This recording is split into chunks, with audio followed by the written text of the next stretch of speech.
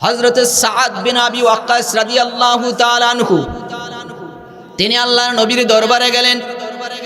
আল্লাহর নবীর দরবারে গিয়ে বললেন, ইয়া রাসূলুল্লাহ, ইয়া হাবিবাল্লাহ, নবী, আমি কালিমা পড়ে ঈমান আনতে চাই। আমি আপনাকে নবী মানি, আল্লাহকে রব মানি। আল্লাহর নবী সাল্লাল্লাহু আলাইহি ওয়াসাল্লাম হযরত সাদ বিন আবি ওয়াক্কাস রাদিয়াল্লাহু তাআলা আনহুকে কালিমা পড়ে তাকে মুসলমান বানাইলেন।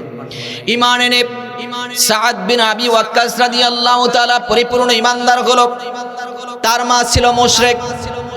মা জানতে পারলো সাদ বিন আবি ওয়াক্কাস রাদিয়াল্লাহু তাআলা কালিমা পড়ে মুসলমান হয়ে গেছে। তার মা এই কথা শোনার পর তার গায়ে দিয়ে আগুন জ্বলে উঠলো। তার গায়ে দিয়ে আগুন জ্বলে উঠলো। কি ব্যাপার? আমার ছেলে কার দরবারে গেল? কোথায় গেল?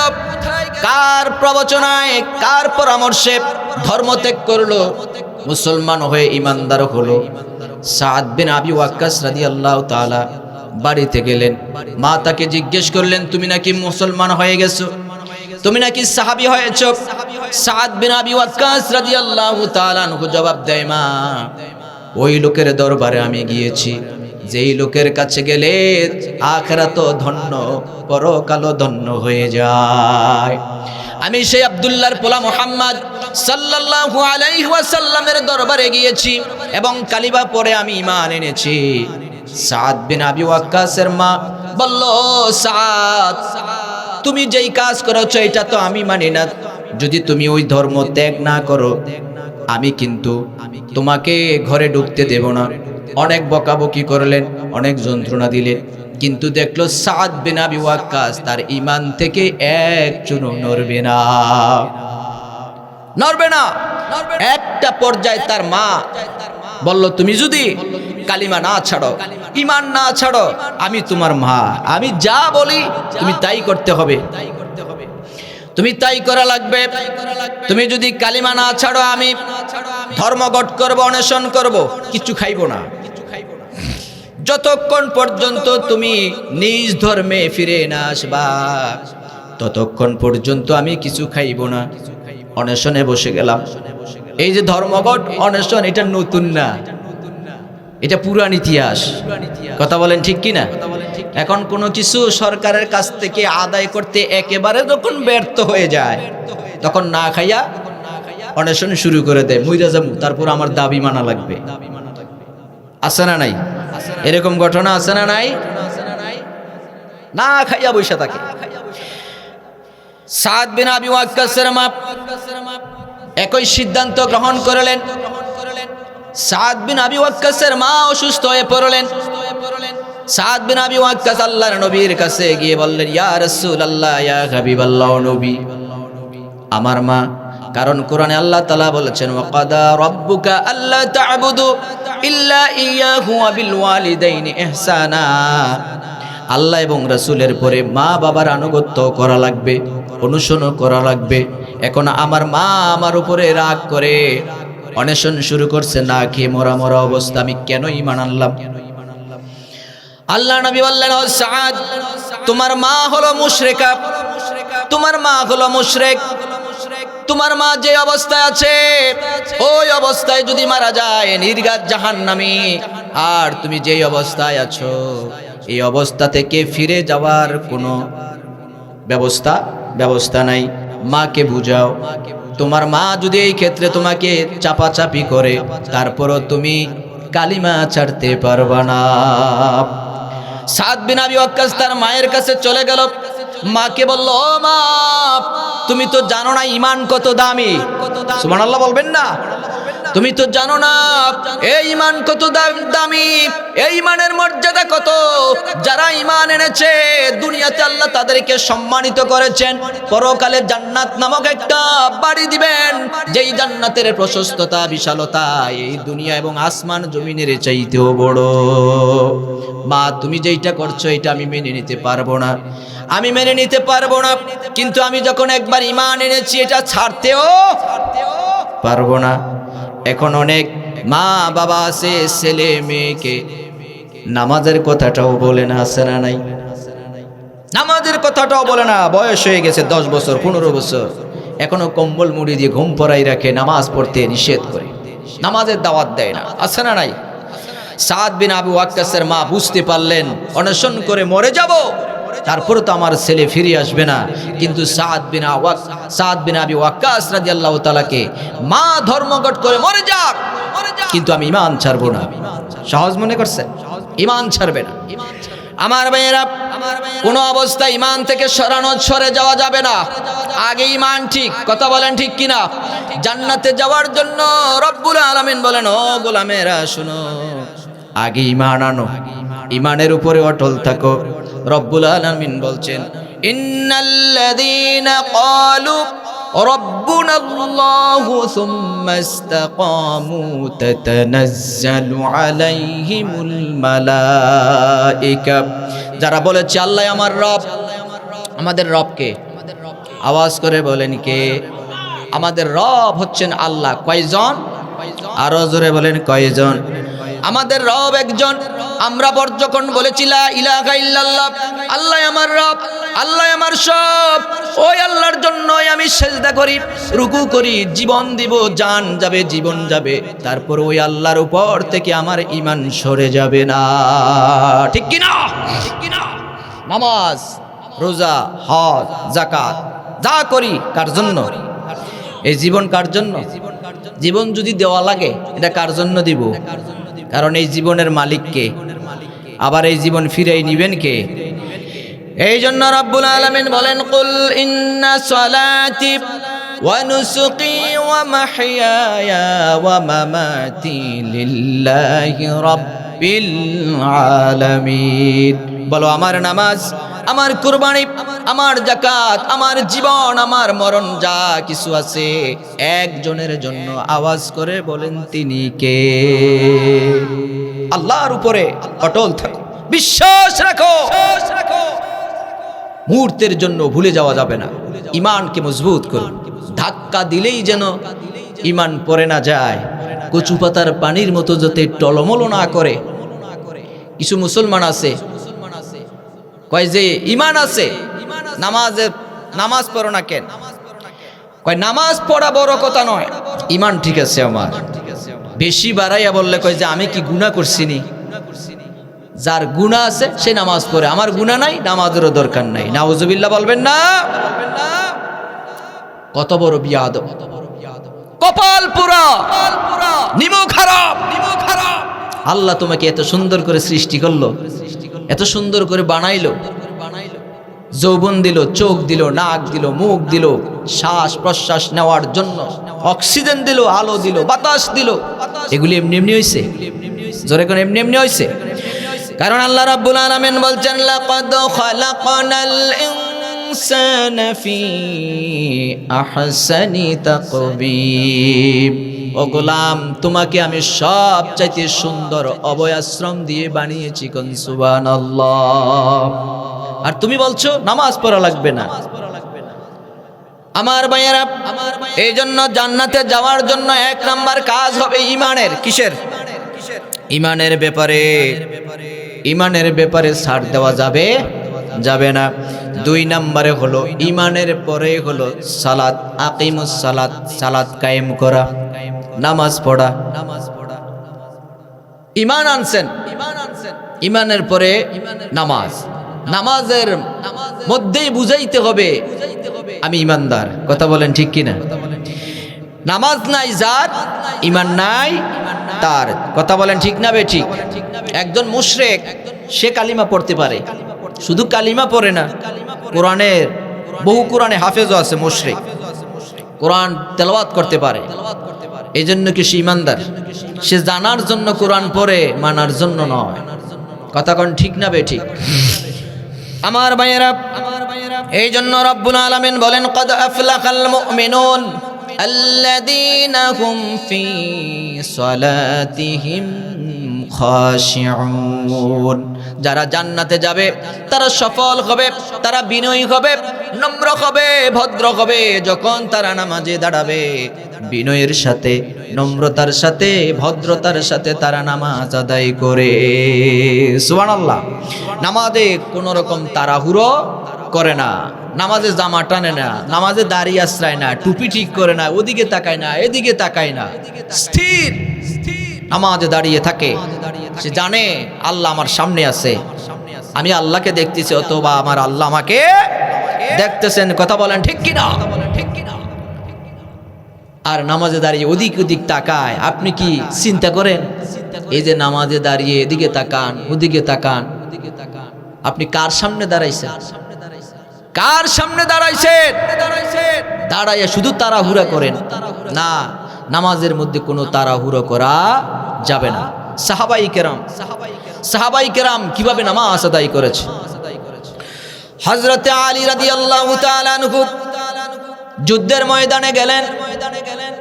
যুদ্ধরত অবস্থায় হযরতে আলীর পায়ে তীর বসে গেল। তীরটার যন্ত্রণায় হযরতে আলী বেহুশ অবস্থায় অজ্ঞান হয়ে যায়। একবার হুশ হয়ে আবার বেহুশ হয়ে যায়। যতই চেষ্টা করে ততই হযরতে আলী যতবার চেষ্টা করে ততবার অজ্ঞান হয়ে যায়, বেহুশ হয়ে যায়। তীরটা খোলা যায় না। অনেক কষ্ট দেখলেন। বিশ্বনবী বললেন, ও সাহাবীরা, অযথা হযরতে আলীকে কষ্ট দিও না, নাড়াচাড়া করিও না। নামাজের সময় হবে, আজান দিবা। আজান দিলে আলী যখন নামাজে দাঁড়াবে এক ফাঁকে নামাজের এগিয়ে তীরটা খুলে নিয়ে আসবা। আমি জানি আলী যখন নামাজে দাঁড়ায় দুনিয়ার কোনো খবর থাকে না, ওই অবস্থায় তীর খুলে নিয়ে আসবা, আলী টেরই পাইবে না। নামাজের সময় হলো। আল্লাহর নবী সাল্লাল্লাহু আলাইহি ওয়াসাল্লাম হযরত বেলালকে ডেকে বললেন, ও বেলাল, আজান করো, আজান দাও। হযরত বেলাল মিনারে উঠলেন, আজান দিলেন। নামাজের সময় মতো একামত হয়ে গেল। হযরত আলী ওই তীরটা পা বিধা অবস্থায় নামাজে দাঁড়ায় গেলেন। একজন সাহাবীকে আল্লাহর নবী অর্ডার করে রাখলেন, ও সাহাবী, তুমি নামাজ একটু পরে পড়বে। হযরত আলী নামাজে দাঁড়ানো অবস্থায় আগে তীরটা বের করে নিয়ে আসবা, তারপরে তুমি নামাজে দাঁড়িয়ে যাবা। হযরত আলী পেছন থেকে সামনের কাতারে চলে গেলেন। যেই মাত্র একামত শেষ হয়ে গেল, নামাজ শুরু হয়ে গেল। হযরত আলী যখন নামাজে দাঁড়ায় গেলেন, ওই সাহাবী পেছন দিকে আস্তে করে সামনে ঢুকে পড়লেন। আলী নামাজে দাঁড়ায় গেলেন। পা থেকে হযরত আলীর পা থেকে তীরটা বের করে নিয়ে আসলেন। নামাজ শেষ হয়ে গেল। হযরত আলীকে জিজ্ঞেস করলেন, আলী রে, নামাজরত অবস্থায় তীর পা থেকে খুলে নিয়ে আসলাম রে আলী, তুমি কি টের পাও নাই? আলী কয়, আমি যখন নামাজে দাঁড়াই আমার দিন দুনিয়ার কোনো খবর থাকে না। জোরে কোন আল্লাহু আকবার। কখন তীর খুলেছে, কখন নিয়ে এসেছে, আলী কয় আমি টেরই পাই নাই। আর আমরা নামাজে দাঁড়াইলে মশা একটা কামড় দিলেই কই বাপ রে বাপ, এমন জোরে থাপ্পড় মারে মনে হয় যেন মসজিদের ছাদ ভেঙে পড়ে। কথা ঠিক না বেঠি? এদিক দিয়ে মশা তাড়ায়, ওদিক দিয়ে টুপি ঠিক করে, ওদিক দিয়ে জামালারে দাড়ি আশ্রায়, জানালার দিকে তাকাই কয় মিস্ত্রিটাই বালা না, জানালাটা ডিজাইনটাই হয়েছে না। আছে না নাই? আমার ভাইয়েরা, এই জন্য আল্লাহ রাব্বুল আলামিন বলছেন, ফাওয়াইলুল লিল মুসাল্লিন আল্লাযীনা হুম আন সালাতিহিম সাহুন। নামাজ পড়বা আল্লাহর জন্য, মানুষকে দেখাইবার জন্য নয়। নামাজ কার জন্য? আল্লাহর জন্য।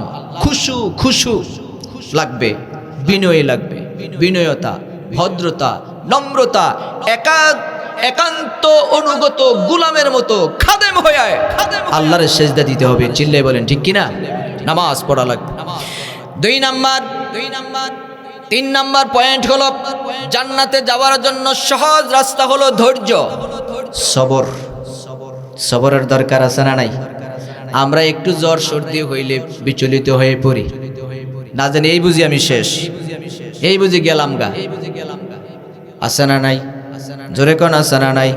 একটু রোগ শোক বেশি হইলে আত্মীয় স্বজন ছেলে মেয়ে সবাই রে খবর দিয়া কয় আয় মাপসাপ নিয়ে যা, কখন জানি শেষ হয়ে যায় ঠিক নেই, শুরু হয়ে যায় মরণ যন্ত্রণা। ঠিক না বে ঠিক? ধৈর্য ধরেন, ধৈর্যের ফল কি হয়? মিষ্টি হয়। কি হয়? মিষ্টি হয়। কয়েকদিন অসুস্থ হয়ে এমন কেউ আছেন যে কয়েক বছর অসুস্থ হয়ে পড়ে আছে, এরকম কি হয়েছে?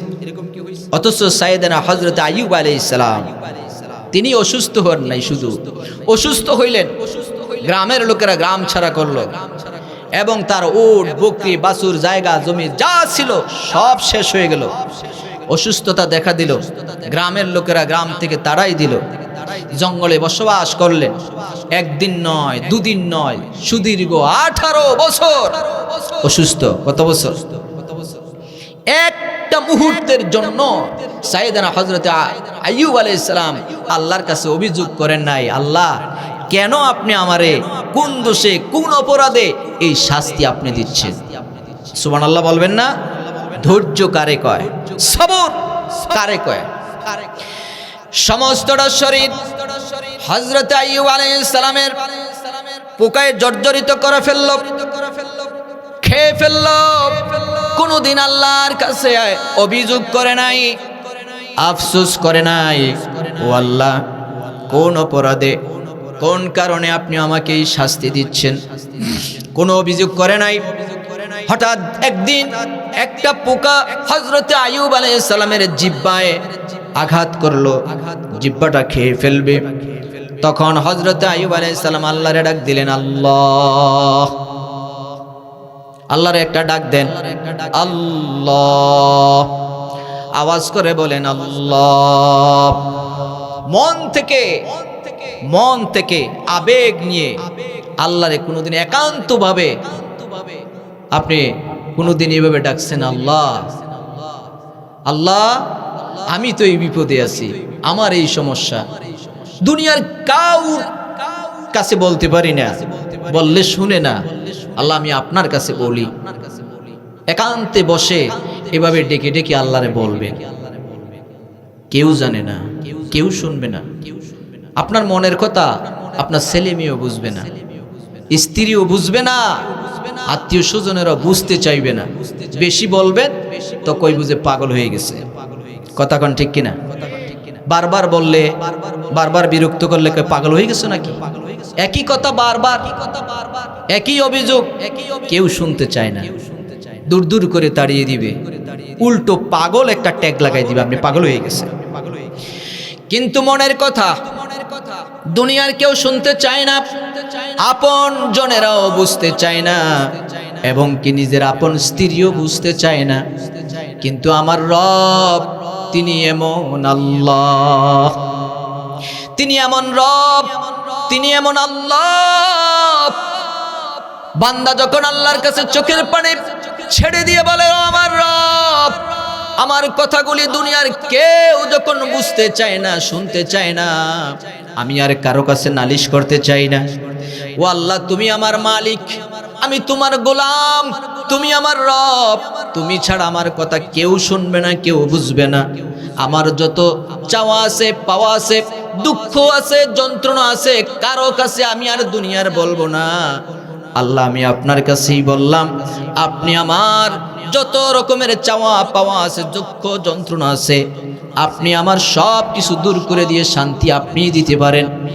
রব্বুল আলামিন ওই বান্দাকে ডাক দে বলে, রে গোলাম, তোমার যত চাহিদা আছে পূরণ করার মালিক একমাত্র আমি আল্লাহ ছাড়া পৃথিবীর আর কেউ নাই।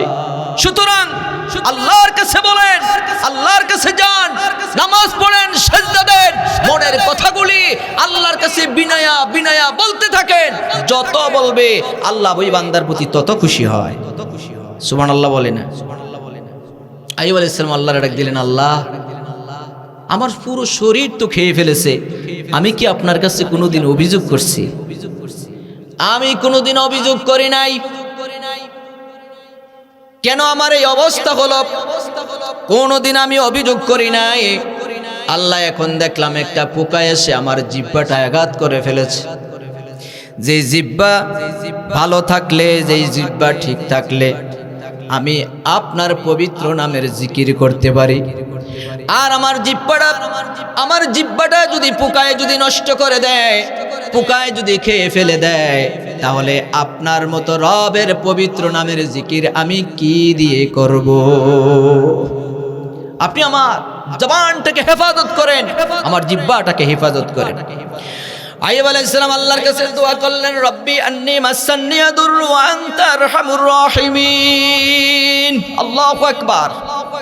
আল্লাহ, আমি আপনার গোলাম, আপনি আমার রব, আপনি হলেন দয়ার সাগর, আপনি দয়ার সাগর। আমি অসুস্থ, আপনি দয়ার সাগর। আপনি আমার সুস্থ বানাই দিলে পৃথিবীর কারো ক্ষমতা আছে অসুস্থ বানাই দিবে? জোরে কন। আয় আল্লাহ, আমি অসুস্থ, আপনি দয়ার সাগর। ভাষা বুঝেন, ভাষা ঠিক বুঝেন কি বলছে। আমি অসুস্থ আর আপনি দয়ার সাগর। আমরা তো কই রোগ হইছে আমার, ভালো করেন না কেন? ধমক দিয়ে কই। ওই যে ঈদের দিনে শত শত হাজার হাজার লোক ঈদগাহে যায়, তিন রাস্তার মোড়ে জন্মান্ধ ফকির দাঁড়াইয়াছে, হাতে ভাঙ্গা বাসন দাঁড়িয়েছে। লোকেরা দলে দলে ঈদগাহে যায়, ঈদগাহে যায় জন্মান্ধ, চোখ নাই। এবার লোকটা বলছে, ও পথিকেরা, আজ ঈদের দিন, আনন্দের দিন। আনন্দ কি জিনিস আমি দেখি না, আনন্দ কি আমি দেখি না, আমার তো চোখই নাই। দেখেন ভাষা কি প্রয়োগ করছে। যেই মাত্র এই ভাষা প্রয়োগ করলেন, ওই ঈদগাহে যাওয়া আসার লোকগুলির হৃদয় কেঁপে উঠলো, দরদ লাগলো, মায়া লাগলো, ভালোবাসা জন্মালো। এক ভাষায় ফকির রে সাহায্য করতে শুরু করলো। এখন ফকির যদি কয় আমি জন্মান্ধ, আমারে দিয়ে যাও, না দিলে আমি জীবন দিব, কেউ ভিক্ষা দিবে? বলছে যে আজ ঈদের দিন, আনন্দের দিন, আমি আনন্দ দেখি না। আইয়ুব আলাইহিস সালাম বললেন, রব্বি আন্নী মাসান্নি দুররু ওয়া আনতা আরহামুর রাহিমিন। ও আল্লাহ, আপনি আমার রব, আমি অসুস্থ, আপনি দয়ার সাগর। আল্লাহ রাব্বুল আলামিন হযরত আইয়ুব আলাইহিস সালামকে সুস্থতার জন্য জিবরাইল আমিনকে পাঠাই দিলেন, জিবরাইল যাও, আমার আইয়ুব আলাইহিস সালাম 18 বছরের কষ্টে যেই পরীক্ষা দিয়েছে, এই পরীক্ষায় পাস। সুবহানাল্লাহ বলেন। হায়াতুন নাহরে নিয়ে যাও, হায়াতুন নাহর, জীবন নদীতে গোসল দাও। গোসল দেওয়া হলো, ডুব দিয়ে উঠে দেখে সেই 18 বছরের সুস্থ শরীর। সুবহানাল্লাহ বলবেন না? ওখান থেকে উঠে এসে আবার সেই 18 বছরের যুবক। হারানো সব জিনিস আল্লাহ ফিরাই দিলেন, ধৈর্যে কি মিলে? মেওয়া ফেলে। কথা বলেন ঠিক কিনা? সাইয়েদনা হযরত আইয়ুব আলাইহিস সালামকে আল্লাহ তার হারানো সব যৌবন, জায়গা, জমি, সম্পদ সব ফিরাই দিলেন। সুবহানাল্লাহ বলেন। সবর করেছেন সাইয়েদনা হযরতে ইউনূস আলাইহিস সালাম, দরিয়ায় ঝাঁপ দিলেন, দরিয়ার গভীর থেকে মাছ উঠে আসলো। গভীর থেকে মাছ উঠে এসে হযরত ইউনূস আলাইহিস সালামকে গিলে ফেললেন। কি করলেন? মাছ এসে গিলে ফেললো। যেই মাছ ইউনূস আলাইহিস সালামকে গিলে ফেলেছে, জিকির করেন লা ইলাহা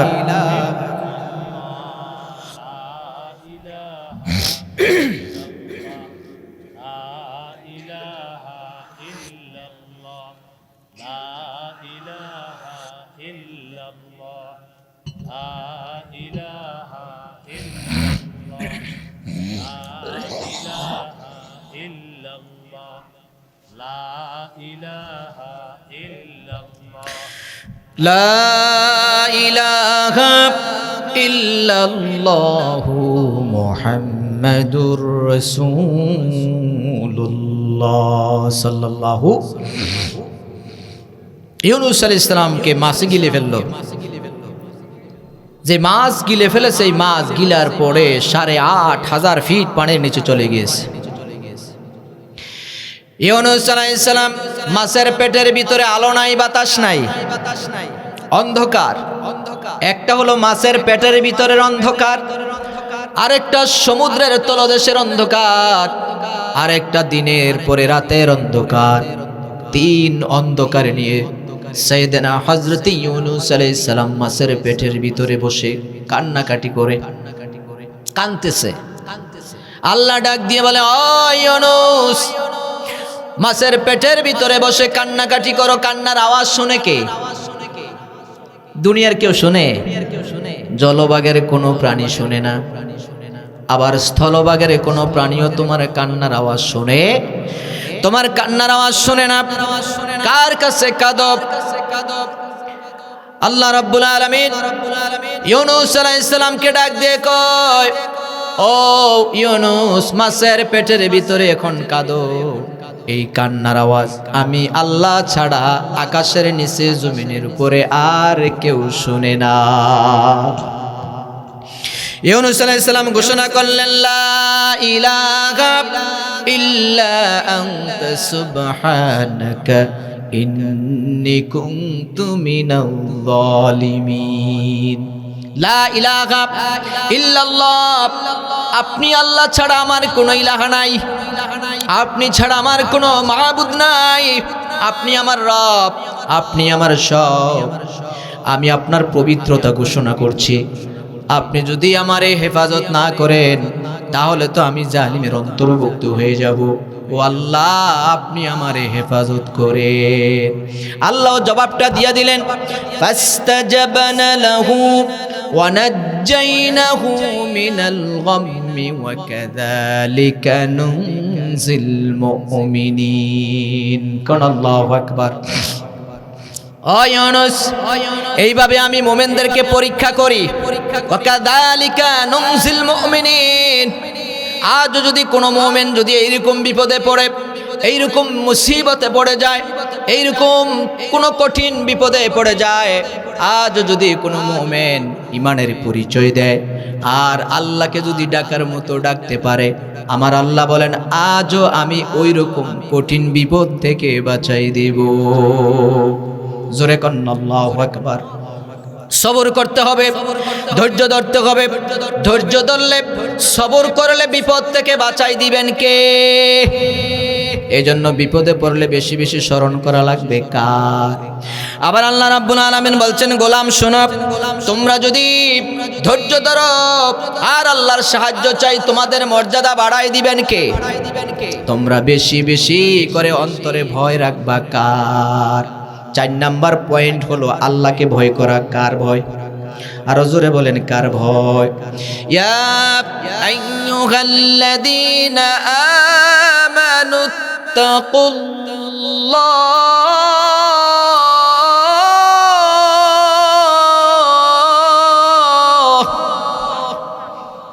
ইয়া আইয়ুহাল্লাযীনা আমানুত্তাকুল্লাহ হাক্কা তুকাতিহি ওয়া লা তামুতুন্না ইল্লা ওয়া আনতুম মুসলিমিন। আল্লাহ রাব্বুল আলামিন বলেন, গোলাম শোনো, ও ইমানদার বিশ্বাসীরা শোনো, আল্লাহকে ভয় করো, ভয় করার মতো ভয় করো, ভয় করার মতো ভয় করো। যেইভাবে আল্লাহরে ভয় করলে, যেইভাবে আল্লাহরে ভয় করলে ভয়ের হক আদায় হবে, সেইভাবে ভয় করো। সুবহানাল্লাহ। যেমন আজান দিল, আজান দিলে দৌড়াইব কোন দিকে? কার ভয়ে? আরো জোরে কোন, কার ভয়ে? আজান দিয়ে ফেলেছে, এখন মসজিদের দিকে দৌড়াও, এটা আল্লাহর হুকুম। আবার ফজরের ওয়াক্ত যখন আজান হয়ে গেল, ফজরের টাইমে ঘুম থেকে উঠা কারো জন্য একটু কষ্ট হয়ে যায়, ঠিক না? অনেক সময় কষ্ট হয়, কিন্তু না, এই কষ্টকে জয় করতে হবে। আরামের ঘুমকে হারাম করে দিয়া আল্লাহর হুকুম পালন করার জন্য দৌড়াইয়া মসজিদে এসে আল্লাহরে সেজদা দিয়ে বলতে হবে, আল্লাহ আমি আপনার গোলাম, আপনার দাসত্বের জন্য আমি মসজিদে এসে গেলাম। দুনিয়ার সব কিছুকে তুচ্ছ মনে করতে হবে। কথা বলেন ঠিক কিনা? ইত্তাকুল্লাহ, এই জন্য ভয় থাকবে কার? আল্লাহর যদি অন্তরে ভয় থাকে, অন্তরে যদি আল্লাহর ভয় থাকে, ওই গোলাম মিথ্যা কথা বলবে না, ওই গোলাম চুরি করবে না, ডাকাতি করবে না, ঠেকবাজি করবে না, চুগলখড়ি করবে না, মুনাফিকি করবে না, জুয়া খেলবে না, তাস খেলবে না, ইয়াবা, ফেন্সিডিল, হিরোইন, হারামখোরের কাছে যাবে না। কথা বলেন ঠিক কিনা? যখন অন্তরে আল্লাহর ভয় থাকে না, তখনই যেই কোনো ভয়ে, যেই কোনো অন্যায়ের সাথে জড়ায় যায়। কথা বলেন ঠিক কিনা? সুতরাং আল্লাহকে ভয় করো। আল্লাহকে ভয় করলে লাভ আছে না নাই? যেরকম আছে না নাই? আত্তাকওয়া হাহুনা। ভয় থাকে কোন জায়গায় বলেন তো? ভয় থাকে এই জায়গায়, অন্তরে। দিলে আল্লাহ রাসূল সাল্লাল্লাহু আলাইহি ওয়াসাল্লাম বলছেন আত্তাকওয়া হাহুনা, 3 বার বলেছেন। ভয় হলো অন্তরে। অন্তরে একটা ছোট্ট মাংসের টুকরা আছে, ওই জায়গায় ভয় রাখো। যত কাজ করো, যত অন্যায় করো, যাওয়ার আগে একবার স্মরণ করা লাগবে কার? জোরে কোন কার? আল্লাহর ভয়। সেটা হলো আল্লাহর ভয়। আল্লাহর ভয় যদি থাকে, তাহলে সেই ভয় অন্যায় থেকে ফিরাই রাখবে। আর অন্যায় থেকে যারা ফিরে থাকে, তাদেরকে জান্নাত দিবেন কে? 4 নাম্বার 5 নাম্বার আল্লাহ রাব্বুল আলামিন বলছেন বিররুল ওয়ালিদাইন। আল্লাহ রাব্বুল আলামিন নির্দেশ দিচ্ছেন, ও গোলামেরা শোনো, জান্নাতে যেতে চাও, জান্নাত যদি পেতে চাও, জান্নাত যদি যেতে চাও, তাহলে বিররুল ওয়ালিদাইন, পিতা মাতার সেবা করবা। আর আল্লাহ রাব্বুল আলামিন বলেন ওয়া কাদা রাব্বুকা আল্লা তা'বুদু ইল্লা ইয়্যাহু ওয়া বিল ওয়ালিদাইনি ইহসানা। কথাটা কার? আরো জোরে বলেন, কথাটা কার?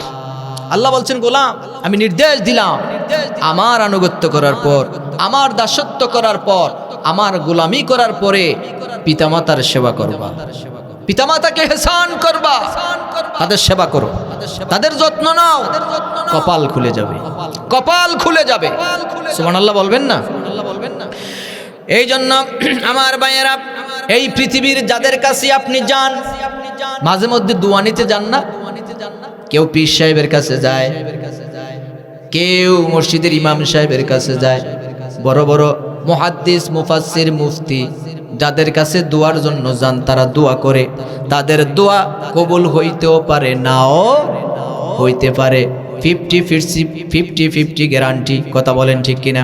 কিন্তু আল্লাহর নবী সাল্লাল্লাহু আলাইহি ওয়াসাল্লাম বলেন, ও গোলামেরা শোনো, মা বাপ যদি সন্তানের জন্য দোয়া করে, সকলের দোয়া কবুল হইতে পারে, এটার কোনো গ্যারান্টি নাই। কিন্তু মা বাপ যদি দোয়া করে, এই দোয়া কবুল হয়ে যায়, এটার 100% গ্যারান্টি আছে। সুবহানাল্লাহ, 100% গ্যারান্টি। বুলেট মিস হইতে পারে, বুলেট মিস হইতে পারে, কিন্তু মা বাবার দোয়া মিস নাই। সুবহানাল্লাহ কয় না? আমার ভাইয়েরা, আপনি ঘর থেকে বেরিয়ে যাবেন, চাকরিতে যাবেন, ব্যবসায় যাবেন, শহরে যাবেন, বন্দরে যাবেন, যেখানেই যাবেন, মা আছে, বাবা আছে, একটা বারের জন্য মায়ের কাছে যাবেন, বাবার কাছে যাবেন, বাবাকে গিয়ে হাতটা ধরবেন, হাতটা ধরে মাথায় রাখবেন, বলবেন, বাবা আমি চাকরিতে যাই, ব্যবসায় যাই, আমি কাজে যাই, আমার মাথায় হাতটা রেখে দোয়া করে দাও, আমি যেন সুন্দর সুস্থভাবে আবার ফিরে আসতে পারি। মনে রাখবেন, মা বাবা যখন সন্তানের মাথায় হাত রেখে যখন দোয়া করবে, এই দোয়াটার মধ্যে কোনো ভেজাল থাকতে পারে না। কথা বলেন ঠিক কিনা? কোনো ভেজাল নাই, নির্ভেজাল একটা দোয়া করে দিবে, আপনার কপাল খুলে যাবে, সমস্ত পথ নিরাপদ থাকবেন, ব্যবসায় উন্নতি হবে, রিজিকে বরকত হবে। আপনাকে পরিপূর্ণ সুস্থ রাখার মালিক কে? মা। মায়ের কাছে যান, মাকে বলেন, মা, ও মা, আমার ব্যবসায় উন্নতি নাই, আমার চাকরি নাই, বেতন নাই, কার কাছে আমি যাব? আমি নামাজ পড়ি আর তোমার কাছে দোয়া চাই, তুমি আমাকে দোয়া করো। মা দোয়া করবে, কপাল খুলে যাবে। এই পৃথিবীতে এমন ইতিহাস বহু আছে, ঘটনা আছে, মায়ের দোয়ায় সন্তান অলি হয়েছে, এরকম ইতিহাস আছে না নাই? মায়ের দোয়ায় সন্তান অলি হয়ে গেছে, কিন্তু পীর সাহেবের দোয়ায় অলি হয়েছে, এরকম কোন ঘটনা আছে? ধরে কোন আছে? কোন ঘটনা নাই।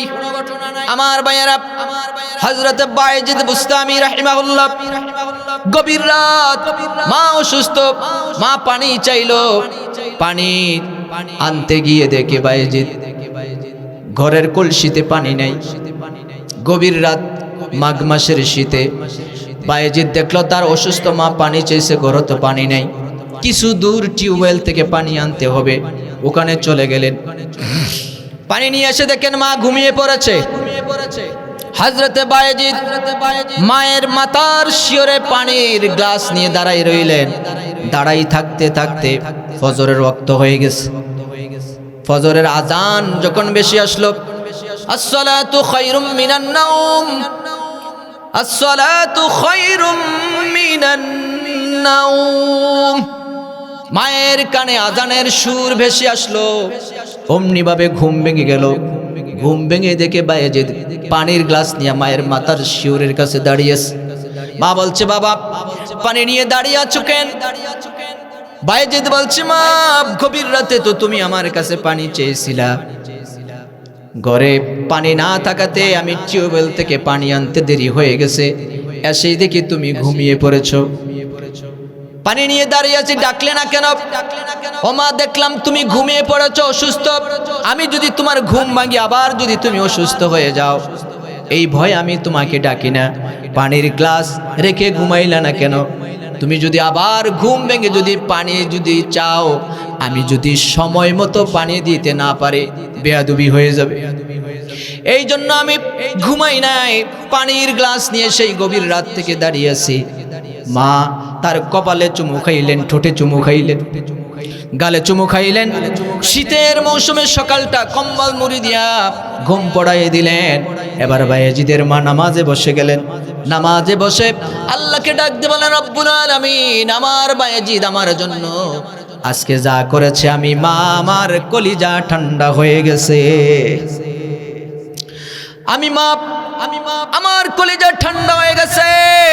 ও আল্লাহ, আমার বায়েজিদকে তুমি সুলতানুল আরিফিন বানাই দিও, জগৎ বিখ্যাত ওলি বানাই দিও।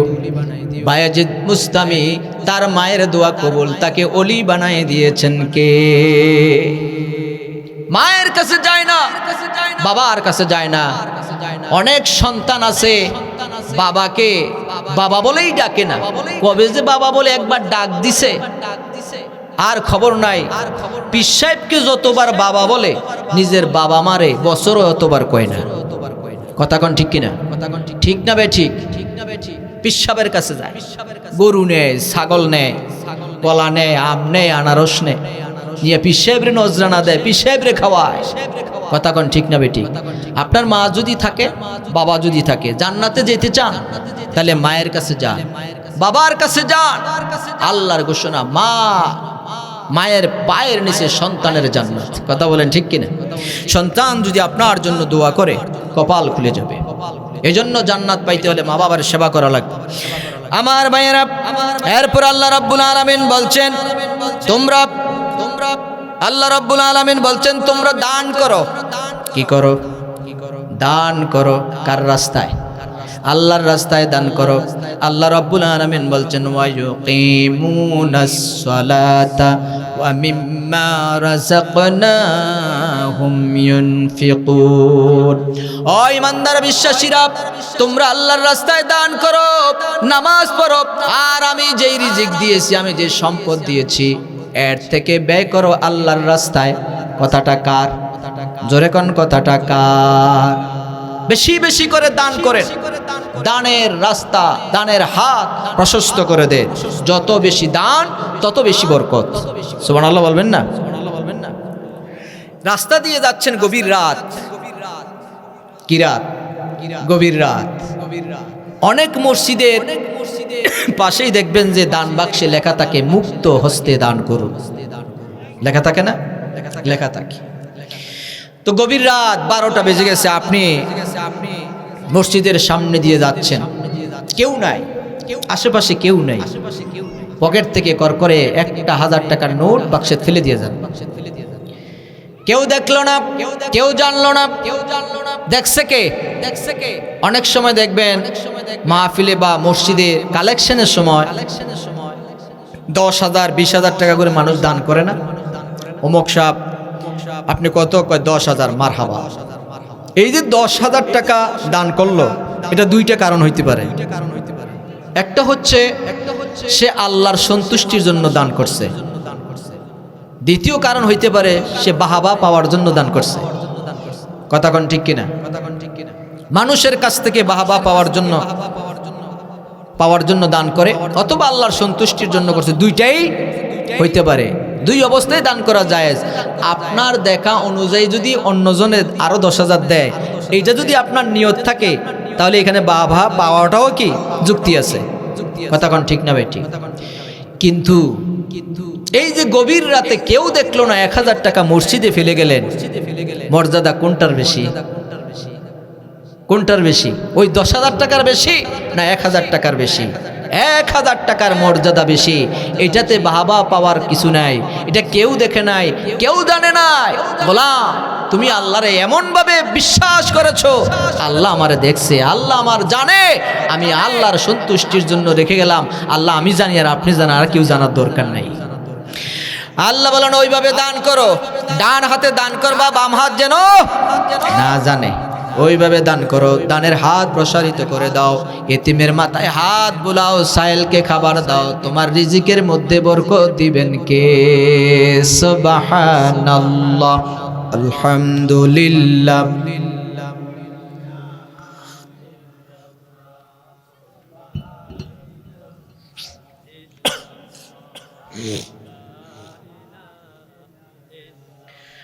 সুবহানাল্লাহ ওয়ালহামদুলিল্লাহ লা ইলাহা। তুমি বাঁচাও, তুমি মারো, অভিরত ক্ষমা করো। তুমি বাঁচাও, তুমি মারো, অভিরত ক্ষমা করো।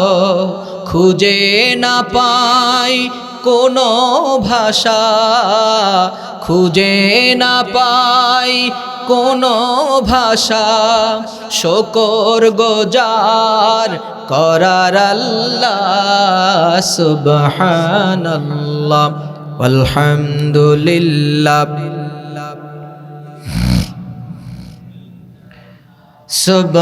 সুবহানাল্লাহ আলহামদুলিল্লাহ।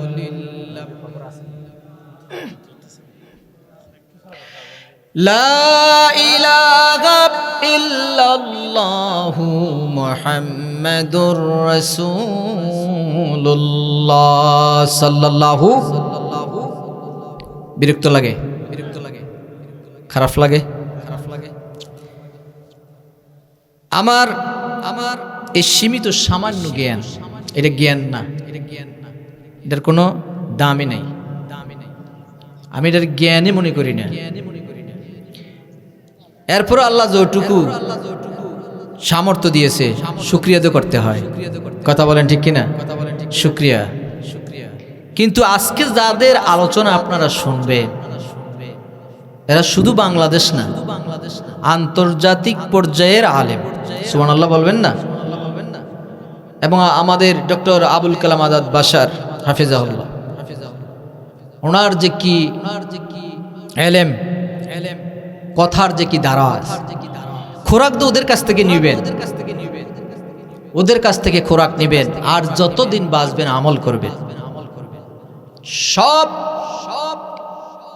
দুনিয়ার যা আছে সব একদিন শেষ হয়ে যাবে। কি হয়ে যাবে? শেষ হয়ে যাবে। এই যে টাকার পিছনে আমরা দৌড়াই না, গাড়ির পিছনে, বাড়ির পিছনে দৌড়াই, একদিন সব আপনারা ছেড়ে চলে যাবে, আপনিও সব ছেড়ে চলে যেতে হবে। এরপরেও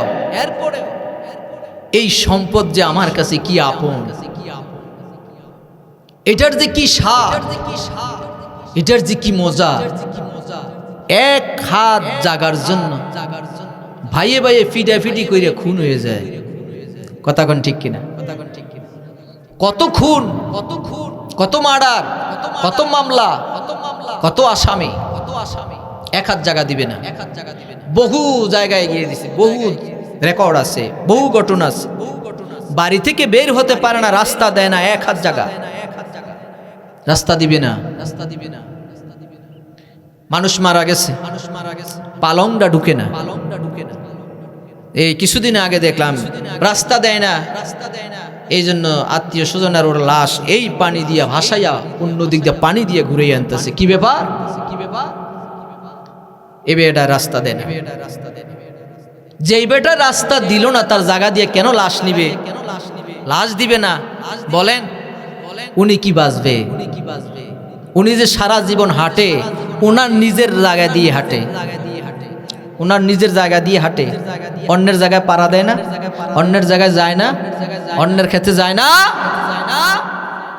কি নিমো খারামি। আজকে মারা যান, আজকে মারা গেলে কালকে কবরের বাসিন্দা হয়ে যাবে। এক সেকেন্ডের গ্যারান্টি নাই, এক সেকেন্ডের ভরসা নাই। একটু মাটি দিবে, একটু জায়গা দেয় না, হাঁটবে একটু রাস্তা দেয় না, একটা বাড়ি ড্রেন করবে, ড্রেন করতে দেয় না। এরকম নাফরমান আছে না নাই? জোরে কোন আছে না নাই? এই বাড়ি গাড়ি যা দেখতেছেন, যার জন্য এত দৌড়াদৌড়ি, এত কান্নাকাটি, এত আপন, এগুলি সব আপনাকে ছেড়ে চলে যাবে। কত জায়গায় সময় নষ্ট হয়। আপনি সারা জনম 50 বছর ঘুমাইছে, এই ঘুমের একটা হিসাব আল্লাহর কাছে আছে। দোকানে বসে চায়ের দোকানে আড্ডা দিয়ে সময় নষ্ট করেছেন। আপনি যদি 20 বছর যদি 5 মিনিট করে যদি সময় দেন চায়ের দোকানে, হিসাব করে দেখবেন কত বছর হয়েছে। এটার একটা হিসাব আছে। আর কত জনম, কত বছর, কত মাস, কত দিন মসজিদে কত ঘন্টা সময় দিছেন, এটারও হিসাব আছে। আজকে যে এই তাফসির মাহফিলে আসছেন, এটার বোধহয় হিসাব আল্লাহর কাছে নাই। আছে না নাই? কিয়ামতের ময়দান কায়েম হয়ে যাবে। সবার আমলনামা ওজন দিতে থাকবে, তালাশ করতে থাকবে। একটু আমলের জন্য ধরা খেয়ে যাবেন, একটু আমলের জন্য ধরা খেয়ে যাবেন। আপনি আফসোস করে বলবেন, আরে আর সামান্য একটু আমলের দরকার, কে দিবে? আমি জান্নাতে যাওয়ার জন্য এটুকু আমলের যথেষ্ট। কে দিবা আমার একটু আমল? দৌড় মারবে কলিজার টুকরা সন্তানদের কাছে, যে সন্তানদেরকে খাওয়াইয়া পড়াইয়া তিল তিল করে বড় করেছে। সন্তান আপনাকে দেখা মাত্রই দৌড় মারবে। চিনি না যে স্ত্রীর জন্য দামি দামি গহনা কিনেন, শাড়ি কিনেন, কাপড় কিনেন, জুয়েলারি কিনেন, দৌড় মারবে স্ত্রীর কাছে। স্ত্রী স্বামীকে দেখা মাত্রই দৌড় মারবে। স্ত্রী বলবে, তোমাকে আমি চিনি না। বাবা তার সন্তানের কাছে দৌড় মারবে, সন্তান বলবে, আমি চিনি না। সন্তান বাবা মায়ের কাছে দৌড় দিবে, বাবা মা বলবে, চিনি না। বন্ধু বান্ধব বলবে, চিনি। কারো কাছে কোনো আশ্রয় নাই, কারো কাছে কোনো সাইট নাই, কেউ সাহায্য করলো না। দিশাহারা, আপনি পেরেশানি হয়ে গেলেন। এখন আমার কি হবে? কি হবে? কি হবে? গায়ের নিজের চামড়া ছিঁড়ে ফেলবে, আফসোস করে করলামটা কি? দুনিয়াতে 50-60 বছর জিন্দেগি পার করে আসলাম, এখন জাহান্নামের আগুনে জ্বলার জন্য। এই আগুনের যন্ত্রণা, এই আগুনের জ্বালা আমি কি সহ্য করতে পারবো? এখন আমি জাহান্নামে যাব, কে বাঁচাবে আমাকে? কেউ বাঁচাইতে পারবে না। কেবলমাত্র যখন ফেরেশতারা জাহান্নামের দিকে দল বেঁধে নিয়ে যাবে, আমার আল্লাহ ডেকে বলবেন, ও ফেরেশতারা, আমার গোলামের কি অবস্থা? ফেরেশতারা বলবে, আল্লাহ আপনার এই বান্দার আমল নামায় জান্নাতে যাওয়ার মতো পর্যাপ্ত আমল নাই, জাহান্নামের দিকে নিয়ে যায়। রব্বুল আলামিন বলবেন, ফেরেশতারা রে, পায়ের আঙ্গুলের মাথা থেকে শুরু করে মাথার চুলের আগা পর্যন্ত সমস্ত শরীরের মধ্যে চিরুনি অভিযান চালাও। কোন জায়গায় ভালো কাজ আছে, বাইর করো। এটা যদি সিটা ফুটো হয় বের করে নিয়ে আসো। তালাশ করতে করতে দেখবে সারা জীবনের মধ্যে ভালো কোনো আর কাজ নাই, শুধু 10 মিনিটের জন্য ওই শিকারপুর প্রাইমারি স্কুলে মাঠে কোরআনের আলোচনা শুনছে। সুবহানাল্লাহ বলবেন না? 10 মিনিট বসে 1 ঘন্টা 2 ঘন্টা বসে কোরআনের আলোচনা শুনছে। ফেরেশতারা বলবে আল্লাহ এইটুকু পাওয়া গেছে। আমার আল্লাহ হচ্ছেন রহমান, তিনি হচ্ছেন রহিম। ফেরেশতাদেরকে অর্ডার করবেন ওই কোরআন শোনার বদৌলতে, কোরআনের মর্যাদার কারণে আমি রব্বুল আলামিন আজকে তারে মাফ করে দিলাম। এই ক্ষমতা আমার আল্লাহর আছে না নাই? জোরে কোন আছে না নাই? বহু মানুষ এখনো ঘরে দোকানে পাটে বাজারে এখনো ঘোরাফেরা করে, কোরআনের মাহফিলে আসা এখনো নসিব হয় নাই। আশেপাশে যারা আমার মাইকের আওয়াজ শুনতে পান সবাইকে আমি অনুরোধ করব এই সুন্দর সুযোগটা যেন হাতছাড়া না হয়ে যায়, ঠিক কি না? তাফসীর মাহফিলে চলে আসেন, এই কোরআন আপনার জন্য নাজাতের ফয়সালা হয়ে যেতে পারে। সবাই আমিন বলেন। আমি জান্নাতে যাওয়ার সহজ আমলের কথা বলছিলাম। কত নম্বরে গেছিলাম? 5 নম্বরে। 4 নম্বর শেষ করে 5 নম্বর হচ্ছে পিতামাতার সেবা করবেন। তারপরে বলছি যে দান করবেন। দান করবেন কার জন্য? আল্লাহর জন্য। এরপরে আল্লাহ রাব্বুল আলামিন বলছেন, ও গোলাম শোনো, 10 মিনিট সময় আছে, এরপর আযান হবে। 10 মিনিটে শেষ করে দেব ইনশাআল্লাহ। রব্বুল আলামিন বলছেন, গোলাম শোনো, জান্নাতে যেতে চাও, এই জন্য সকাল বিকাল জিকির করবা কার? আর জোরে বলেন কার? সকাল বিকাল আল্লাহর জিকির করবা, আল্লাহরে যত বেশি স্মরণ করবা আল্লাহও তোমারে স্মরণ করবে। চিল্লাই বলেন ঠিক কিনা? ফাযকুরুনি আযকুরকুম ওয়াশকুরুলি ওয়ালা তাকফুরুন।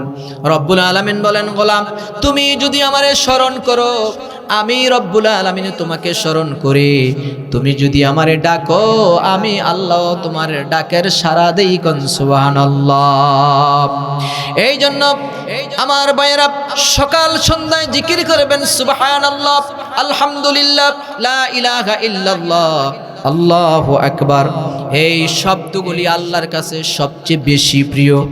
সুবহানাল্লাহ বলেন।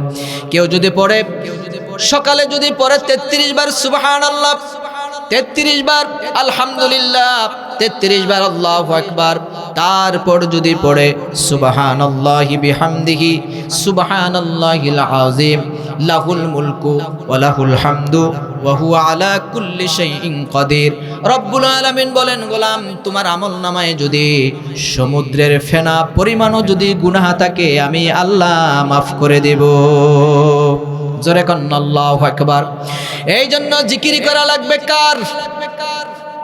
জিকির আল্লাহর করা লাগবে, আল্লাহকে ডাকা লাগবে, অন্তর থেকে আল্লাহরে ডাকবেন, আল্লাহ ডাকের সাড়া দিবেন। সর্বশেষ হলো রব্বুল আলামিন বলেন, গোলাম কোরআন তেলাওয়াত করবা, সকাল সন্ধ্যায় কোরআন তেলাওয়াত করবা কার? আফদালুত তেলাওয়াতিল কোরআন, ইবাদতের মধ্যে সর্বোচ্চ ইবাদত জিকির হচ্ছে কোরআন তেলাওয়াত করা। সুবহানাল্লাহ বলবেন না? কারণ কোরআন তেলাওয়াতের প্রতি হরফে হরফে 10টা করে নেক লিখে দেয় কে? জোরে বলেন কে? আবার আল্লাহ রাব্বুল আলামিন বলছেন, ইন্নামাল মুমিনুনা আল্লাযীনা ইযা যুকিরাল্লাহু ওয়াজিলাত কুলুবুহুম ওয়া ইযা তুলিয়াত আলাইহিম আয়াতুহু যাদাতুহুম ঈমানা। আল্লাহ রাব্বুল আলামিন বলেন, ও মুমিনেরা শোনো, তোমরা যারা কোরআন তেলাওয়াত করে, যারা আল্লাহর আয়াত শুনে, আল্লাহর আয়াতের আলোচনা শুনে, শোনা মাত্রই তাদের অন্তরের ভিতরে আল্লাহর ভয়ে ভূমিকম্পের মতন কম্পন সৃষ্টি হয়ে যায়। সুবহানাল্লাহ বলেন। তারা যখন আল্লাহর আয়াত তেলাওয়াত করে তাদের অন্তরের মধ্যে কাঁপুনি তৈরি হয়ে যায়। কার ভয়ে? তখন আল্লাহ রাব্বুল আলামিন বলেন জায়াদাতুহুম ঈমানা, আমি আল্লাহ তখন তোমাদের ঈমান বাড়াইতে থাকি। আল্লাহু আকবার। আমি আল্লাহ তখন তোমাদের ঈমান বাড়াতে থাকি। আবার আল্লাহ তাআলা বলছেন যাদের অন্তরের ভিতরে আল্লাহর ভয় তৈরি হয়ে যায়, এই জমিনে তাদেরকে সবচাইতে সম্মানিত মর্যাদাবান করে তোলে কে? রব্বুল আলামিন বলেন ইন্না আকরামাকুম ইনদাল্লাহি আতকাকুম। আল্লাহ রাব্বুল আলামিন বলেন নিশ্চয় আল্লাহর নিকট তোমাদের মধ্যে ওই ব্যক্তি সবচেয়ে বেশি উত্তম যারা অধিক আল্লাহকে ভয় করে চলে। কোন সুবহানাল্লাহ। যারা জমিনের মধ্যে সবচেয়ে বেশি আল্লাহকে ভয় করে, আল্লাহকে বেশি ভয় করে, তাদের মর্যাদা বাড়ায় দেয় কে? তাদের সম্মান বাড়ায় দেয় কে? তাদের রিজিক বাড়ায় দেয় কে? যে যেটা পারে না সেটা পারে কে? যে যেটা দেয় না সেটা দেয় কে?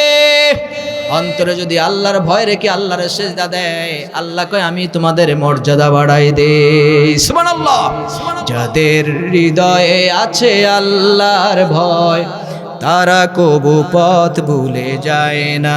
আল্লাহর প্রেম ছাড়া এই দুনিয়ায় কারো কাছে কোনো কিছু চায় না। ঠিক কিনা? ঠিক কিনা?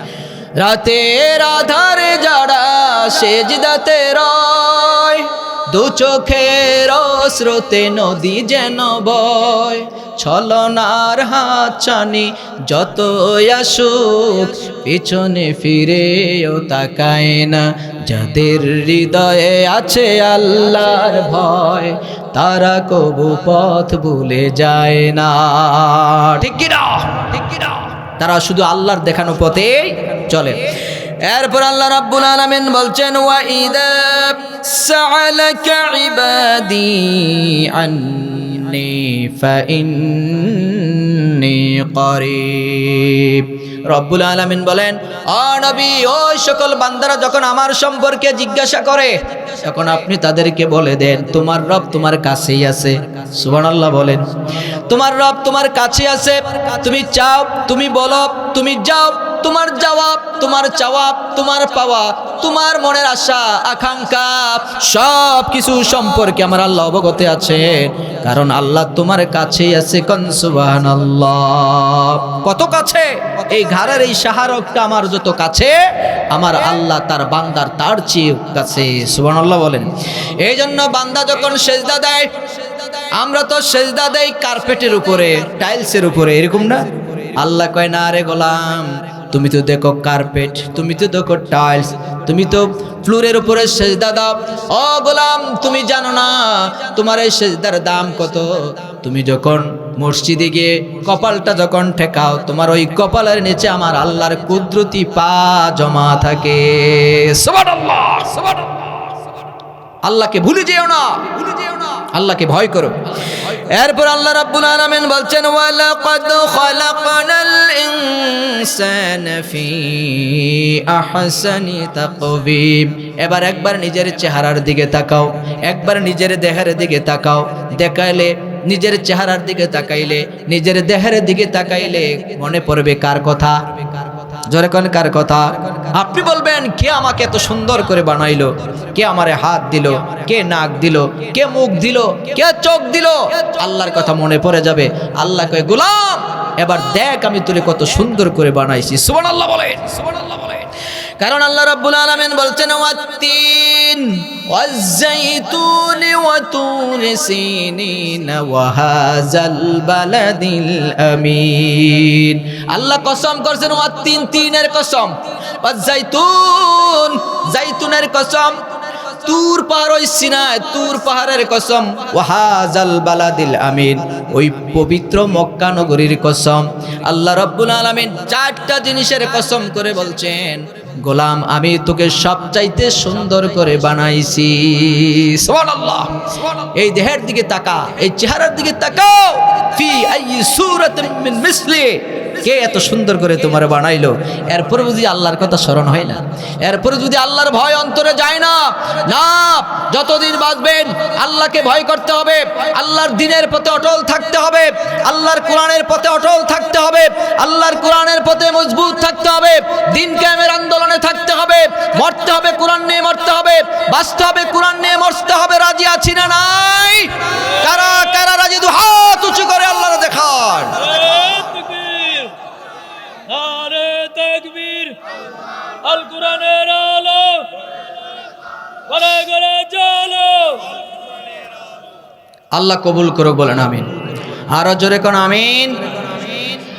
আমরা যে কথাগুলি শুনলাম, আমি যে কথাগুলি বললাম, আমি সহ আমাদের সবাইকে যেন আল্লাহ তাআলা বুঝার এবং আমল করার তৌফিক দান করে, বলেন আমিন।